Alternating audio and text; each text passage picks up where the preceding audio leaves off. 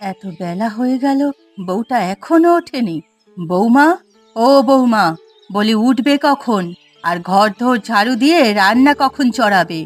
দেখো দেখি, কোনো সারা শব্দ নেই। আমার কথা কি বউটার কানে যায় না নাকি?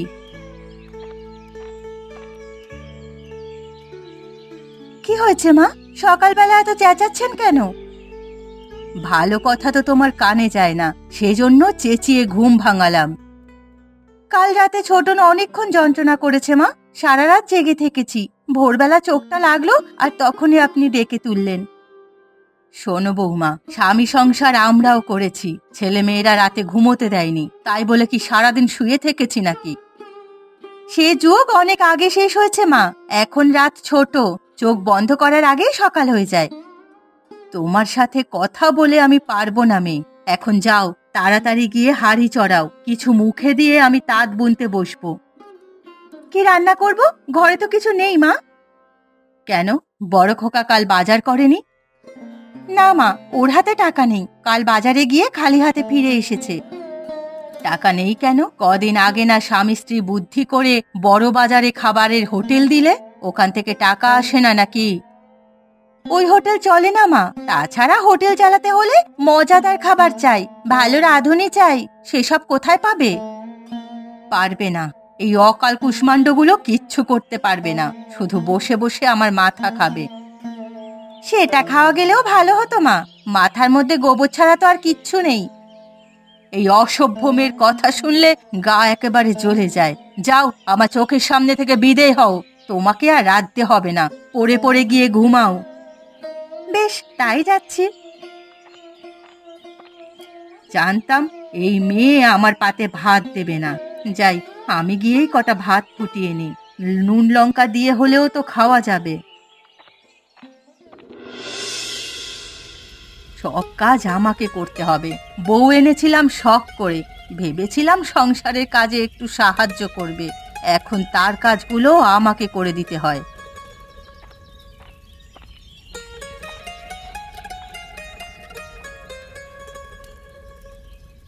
গিন্নি, আরে ও গিন্নি, কোথায় গেলে?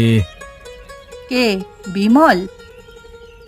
হ্যাঁ মা, জয়া কোথায়?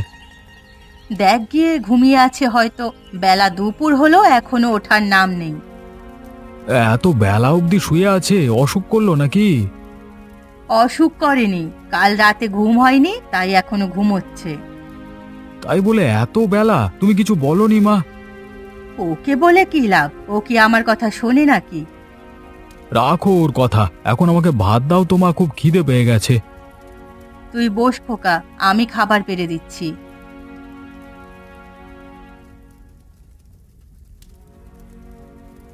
এসব কি রেঁধেছো মা? ঘরে আর কিছু ছিল না?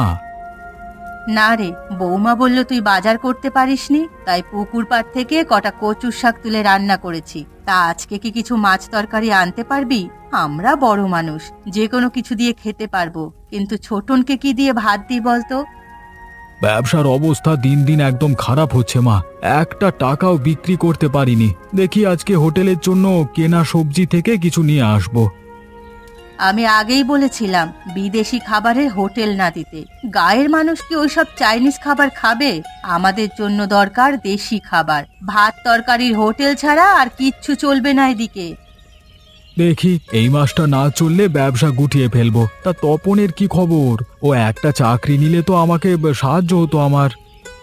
কয়েকদিন ধরে ছেলেটা চিঠিপত্র কিছু দিচ্ছে না, তুই একটা চিঠি পাঠাস তো বাবা।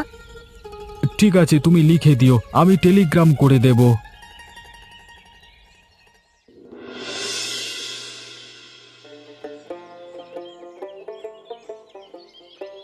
থাক বাবা, বেঁচে থাকো, দীর্ঘজীবী হও তোমরা। আপনার আশীর্বাদ আমাদের সবসময় কাম্য মামা, আপনি আমাদের জন্য প্রার্থনা করবেন। হ্যাঁ, এসে সব সময় করি, আমি চাই তোমরা যেন সুখে থাকো। তা শুভ কাজ তো সম্পন্ন হয়ে গেল, এখন কি করবে? কয়েকদিন আমার বাড়িতে থাকো, তারপর ওকে নিয়ে আলাদা বাসায় ওঠো। না মামা, আমাদের বিয়ে বাড়িতে অনেক দৌড়ঝাঁপ করেছেন, আপনাকে আর কষ্ট দিতে হবে না, আমরা আজকেই চলে যাব। কিন্তু এই অল্প সময়ে বাসা পাবে কোথায়? তাছাড়া ওকে নিয়ে তো তোমার হোস্টেলেও যেতে পারবে না। ও ও বলেছে গ্রামের বাড়িতে যাবে, সেখানে ওর মা আর দাদা বাস করে, তাদের সাথে দেখা করে আসবে। ও আচ্ছা, তোমার মা তো এখনো বেঁচে আছেন, তা ওনাকে বিয়ের সংবাদ দিয়েছো? চিঠি লিখে পাঠিয়েছি, কিন্তু তা পেয়েছে কিনা কে জানে, আজকাল যে দেরিতে ডাকা যায়। বেশ, তাহলে তোমরা গিয়ে দেখা করে আসো। আর তারও একটা অধিকার আছে তোমার উপর, না জানিয়ে বিয়ে করা হয়তো কষ্ট পাবে। ঠিক আছে মামা, আমরা তবে আসি, আপনি ভালো থাকবেন। হ্যাঁ, ভালোভাবে যেও তোমরা, আর সাবধানে থেকো, ঠিক আছে?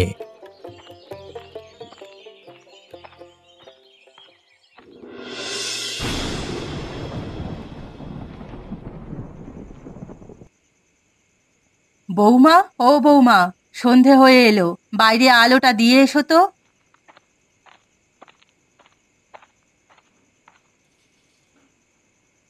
যাচ্ছি মা।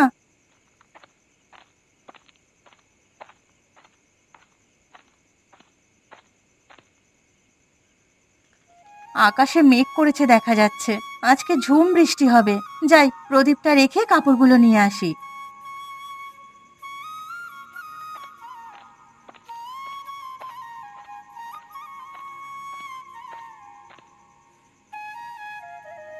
বৌদি দেখছি, তা কেমন আছো?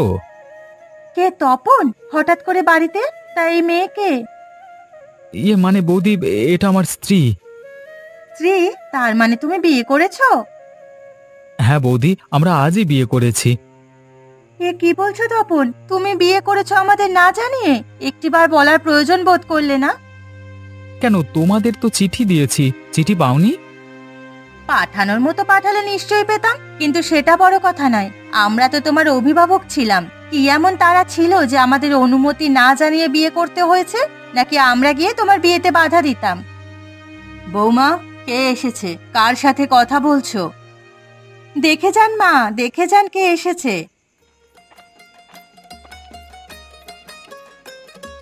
সে কি তপন, তুই এসেছিস? তা বাইরে কেন বাবা? আয়, ভিতরে আয়। আমি একটা অন্যায় করে ফেলেছি মা, তোমাকে না জানিয়ে বিয়ে করে ফেলেছি। বিয়ে করেছিস? এটা বুঝি তোর বউ? তা কোন গায়ে করলি? মেয়ের বাবার নাম কি? আমার বাড়ি শহরে, বাবার নাম গোপাল। ছোটবেলায় মা বাবা দুজনেই মারা গেছেন, মামার বাড়িতেই মানুষ হয়েছি। ও, অনাথ মেয়ে? বোকা পেয়ে মামা ঘুচিয়ে দিয়েছে, তাই তো বলি বিয়েতে এত তাড়া কিসের? আহ বৌমা, অমন কথা বলো না। অনাথ হোক আর যাই হোক, ও এখন এই বাড়ির বউ, ওকে সম্মান দিয়ে কথা বলো। তাছাড়া মেয়ের গায়ের রংটা উজ্জ্বলই আছে, বিয়ে করে একেবারে ঠকেনি। হ্যাঁ উজ্জ্বল, কিন্তু আমার থেকে নয় মা, আর হবেই বা কেন? বাবার বাড়িতে থাকতে আমি কত না প্রসাধন ব্যবহার করেছি, ও এসব পাবে কোথায়? হয়েছে বৌদি, তোমার মতো ফর্সা হওয়ার কোনো দরকার নেই, বেশি সুন্দর হলে রূপের দেমাগে মাটিতে পা পড়বে না। খুব কথা বলা শিখে গেছো তাই না তপন? দেখা যাবে এই মুখ কোথায় থাকবে। যখন পাড়াপড়শিরা বউ দেখে ছিছি করবে, তখন তাদের এসব কথা শুনিও কেমন? আহ বৌমা, তোমরা ঝগড়া করবে নাকি নতুন বউকে ঘরে নিয়ে যাবে? মেয়েটা কখন থেকে দাঁড়িয়ে আছে। আমি বরণ করতে পারবো না মা, আপনার পুত্রবধূ, আপনি বরণ করে ঘরে নিয়ে যান। ঠিক আছে, আমিই করছি। তুমি ঘর থেকে কুলো আর ধান দুর্বা নিয়ে এসো।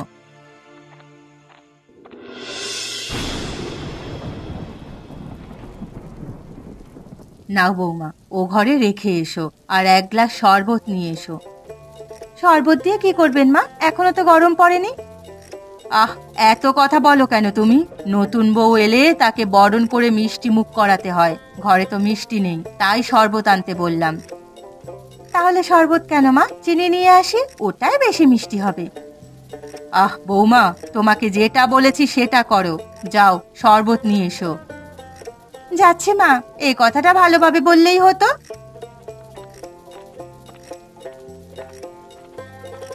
এইসবের আর কি দরকার ছিল মা? আমি তো ঘরেরই মানুষ। তুমি চুপ করো মা, এসব বুঝবে না। ওকে বিদায় করেছি দুটো কথা বলার জন্য। তা হ্যাঁ রে তপন, বিয়ে করেছিস ভালো কথা, বড় বৌমা তো দিন রাত ওর বোনকে ঘরে আনার জন্য পায়তারা করছিল, এবার ওর মুখটা একটু বন্ধ হবে। কিন্তু বৌদি কি এত সহজে ছেড়ে দেবে ভেবেছো? দেখবে এখন সংসারে নানা অশান্তি হবে। সেসব ছোট বৌমা সামলে নিতে পারবে। কি বৌমা, পারবে না? আপনারা যদি সাহস দেন তাহলে অবশ্যই পারবো মা।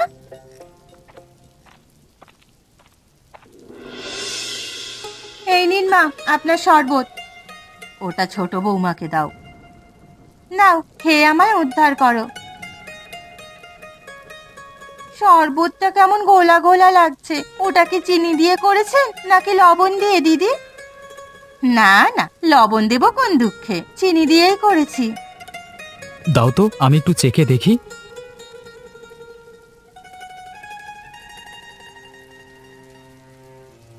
হুম, এটা কি খাওয়া যায়? কি হয়েছে তপন, ভালো হয়নি খেতে? লবণ দিয়ে তো তেতো করে রেখেছো, ভালো হবে কি করে? এই রে, চিনি মনে করে লবণ দিয়ে করে ফেলেছি। আসলে চিনির পাত্র আর লবণের পাত্র একসাথে ছিল তো, তাই বুঝতে পারিনি। দাও আমি আবার করে আনছি। থাক বৌমা, আর শরবত লাগবে না। তোমার কথা শুনেই সবার প্রাণ ঠান্ডা হয়ে গেছে। তুমি যে কোন দিন বিষ খাইয়ে মেরে ফেলবে কে জানে। কি, আমি আপনাদের বিষ খাইয়ে মারবো? এত অবিশ্বাস করেন আমাকে? সেটাও নিশ্চয়ই জেনে শুনে করবে না, ভুলো মন তো তোমার ভুলেই করবে। হয়েছে হয়েছে, এখন আর কথা ঘোরাতে হবে না। আমি সবই বুঝি। আসুক আজকে তোমার ভাই, এর একটা হেস্তনেস্ত ওকে করতেই হবে।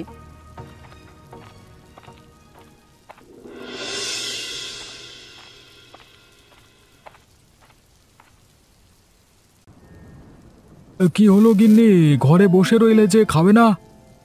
তোমাদের খাবার হলেই হলো, আমার কিছু খেতে হবে না। সে কি, তুমি রাতে না খেয়ে থাকবে? আমি খেলে কি আর না খেলেই বাকি, নতুন বউ পেয়ে সবাই আমার কথা ভুলে গেছে।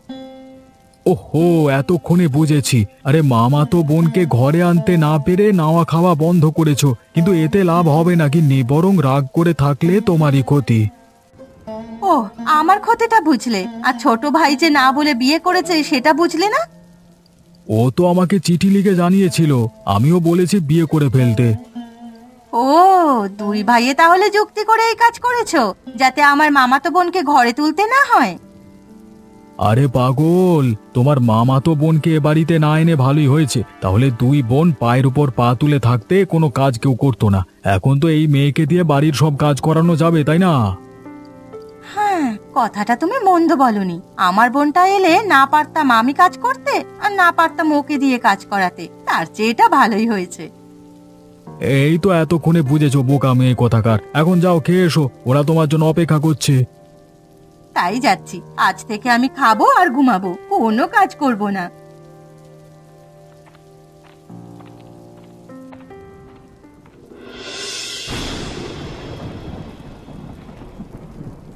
দেখো দেখো দাদু ভাই, হাঁসগুলো বৃষ্টিতে কেমন খেলা করছে। তুমি যাবা ওখানে, ধরবা একটা হাঁস?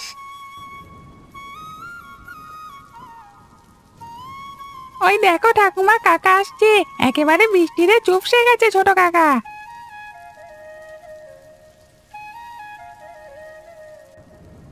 মা, খাবার দাবার কিছু হয়েছে? দাঁড়া, বৌমাকে জিজ্ঞেস করছি। বৌমা, ও বৌমা, বলি ভাত কি হলো? ভাত তো কখন হয়ে গেছে মা, কিন্তু ঘরে তো তরকারি নেই। এই রে, আজও বিমল বাজার করেনি। এখন মানুষগুলো কি দিয়ে খাবে বলো তো? বারান্দার পাশের বেগুন গাছটায় বড় বড় দুটো বেগুন হয়েছে, ওগুলো রান্না করে ফেলবো। বেগুন রাঁধবে কি করে? ঘরে কি মাছ আছে? মাছ লাগবে না মা, বেগুন ভর্তা করব। তোমরা যে কি করো না মা, সকালবেলায় শুধু বেগুন ভর্তা দিয়ে খাওয়া যাবে? ভালোভাবে করলে খাওয়া যাবে। এখন দাঁড়িয়ে না থেকে বেগুনগুলো এনে দাও তো, আমি পুড়িয়ে ভর্তা করছি। ঠিক আছে, এনে দিচ্ছি।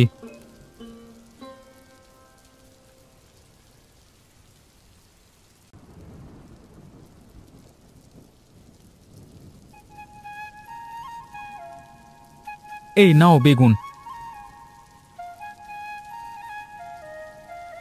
আর ছোটন, এটা তোর জন্য। এটা কি কাকু? টুনটুনি ছানা, দেখ কত সুন্দর দেখতে। শুধু শুধু ওকে কেন আনলি বাছা? একটু পরেই মা পাখিটা ডেকে ডেকে সারা হবে। আমি দেখে আসবো ঠাকুমা, তাহলে ওর মাকে খুঁজে পাবে। যাও দাদু ভাই, রেখে দিয়ে এসো, সাবধান, হাত থেকে যেন পড়ে না যায়।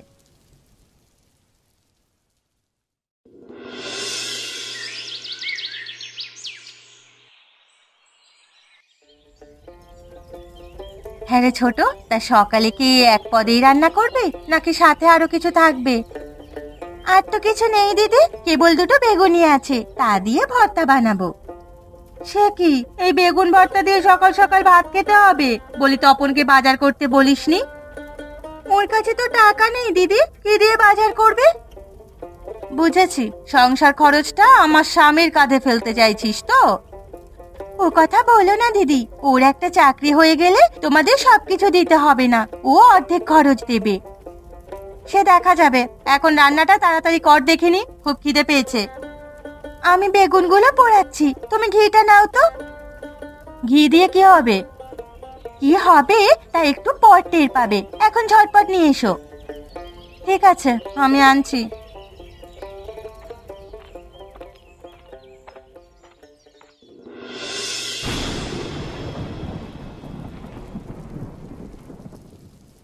নিন মা, আপনিও বসে পড়ুন। না মা, সবাই খেয়ে নি, তারপর তুমি আর আমি খাবো। দাও দাও ছোট বউ, কি তরকারি আছে তাড়াতাড়ি দাও, খেয়ে আবার হোটেলে যেতে হবে। এই নিন দাদা, আজকে কেবল বেগুন ভর্তা করেছি। আরে বৃষ্টির দিনে বেগুন ভর্তা, এইটা কি রাঁধলে বউ? অন্তত একটু ভাজি করলে হতো। দুইটি বেগুন ছিল, ভাজি করলে এতগুলো মানুষের হতো না। এটা খেয়ে দেখ না, ভাজি থেকে বেশি সুস্বাদু হয়েছে। মায়ের কথাই দেখা যাচ্ছে সত্যি হয়েছে। এ কি দিয়ে রেঁধেছো বউ? খেয়ে তো বেগুন ভর্তা মনে হচ্ছে না। এটাই ঘি আর অন্যান্য মশলা দিয়েছি দাদা, সেই জন্য অন্যরকম লাগছে। তাই বলে এত মজা হবে? সত্যি বলছি, এমন সুস্বাদু খাবার আগে কখনো খাইনি। তাই নাকি? খেয়ে দেখি তো। দাদা ঠিকই বলেছে বৌদি, আজকের খাবারটা খুব মজাদার হয়েছে। দেখো, এই ভর্তা দিয়েই আমার থালার ভাত শেষ হয়ে গেছে। তোমাকে আর একটু দেবো? না না, আমার আর লাগবে না, এতেই পেট ভরে গেছে। আমাকে আর একটু দে তো ছোট, সত্যি তোর হাতের বেগুন ভর্তাটার অনেক স্বাদ হয়েছে। যাক, প্রথম দিনেই বউ সবার মন জয় করে ফেলেছে। এরকমই তো আমি চেয়েছিলাম। আজ থেকে রান্নার ভার ছোট বউয়ের হাতে দিলাম। হ্যাঁ মা, তাই ভালো। রোজ তবে ছোট বউয়ের হাতের এরকম মজাদার রান্না খাওয়া যাবে।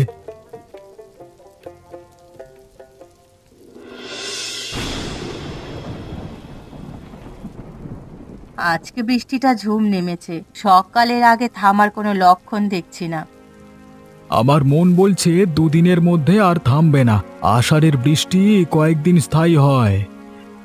আমার বিয়ের সময়ও এরকমই বৃষ্টি ছিল, এখনো মনে আছে। বৃষ্টিতে ভিজে শ্বশুর বাড়িতে এসেছিলাম। আর ছোট বউও বৃষ্টি মাথায় নিয়ে আমাদের ঘরে এসেছে। বৃষ্টি শুভ শক্তি লক্ষণ, বৃষ্টি বেশি হলে ফসল ভালো হয়। কিন্তু আপনার ছেলের দোকানের অবস্থা তো ভালো না মা, দিন দিন ব্যবসার অবনতি হচ্ছে। লাভ হবে কি করে? যত সব বিদেশি খাবারের দোকান দিয়ে রেখেছো, পাড়া গায়ে কি ওসব খাবার চলে? তার চেয়ে বরং একটা দেশি খাবারের দোকান দাও দাদা। দেশি খাবারের কি দোকান দেওয়া যায় বল দেখি? ভাত তরকারি তো সব হোটেলেই বিক্রি করে। মাংস রুটি বিক্রি করতে পারেন, এটা মানুষ খুব পছন্দ করবে। মাংসের অনেক দাম, মানুষ এত টাকা দিয়ে এই খাবার খাবে না। সস্তা কোনো খাবারের নাম বলো। তাহলে রুটি আর বেগুন ভর্তা বিক্রি করো, তাহলে কম দামে সবাই খেতে পারবে। এ কি বলছেন মা, বেগুন ভর্তা বিক্রি করার জিনিস নাকি, তা আবার রুটির সাথে? তুমি জানো না বৌমা, কলাইয়ের রুটির সাথে বেগুন ভর্তা খেতে কত মজাদার হয়। আমরা ছোটবেলায় খুব খেতাম। মা একদম ঠিক কথা বলেছে দাদা। এই খাবারের এখন প্রচলন না থাকলেও অতীতে সবাই খেত। তাছাড়া দামে সস্তা, খেতেও সুস্বাদু। এটা দিয়ে ব্যবসা শুরু করতে পারিস। তাহলে কালকে থেকেই আমি রুটি আর বেগুন ভর্তা বিক্রি করা শুরু করব। তবে আমার একটা শর্ত আছে, বেগুন ভর্তাটি ছোট বউয়ের হাতে বানাতে হবে, না হলে এত মজাদার হবে না। ঠিক আছে দাদা, আমি বেগুন ভর্তা বানিয়ে দেব।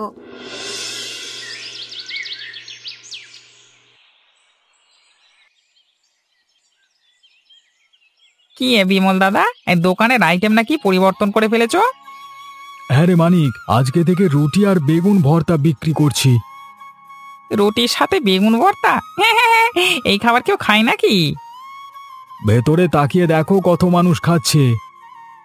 হ্যাঁ তাই তো, এত এত মানুষ এই খাবার খাচ্ছে, তাহলে নিশ্চয়ই এই খাবার অনেক সুস্বাদু। না খেলে কিভাবে বুঝবে এই খাবার কেমন? সেই জন্যই বলছি আগে এক থালা খেয়ে দেখো। ঠিক আছে ঠিক আছে, দাও দাও, 1 প্লেট বেগুন রুটি দাও, খেয়ে দেখি কেমন সুস্বাদু।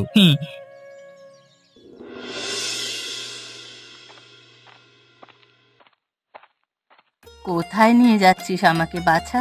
এই তো দেখছি শহর। এসো মা আমার সাথে, এলেই বুঝতে পারবে কোথায় নিয়ে যাচ্ছি।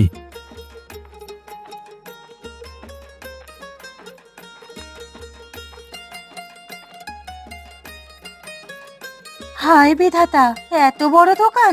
এখানে কেন এনেছো আমাদের? নিশ্চয় দাদা আমাদের এই হোটেলে খাওয়াবে। হ্যাঁ ছোট বউ, তোমাদের আজকে এখানে খাওয়াবো, তবে পরের হোটেলে নয়, আমাদের নিজের হোটেলে।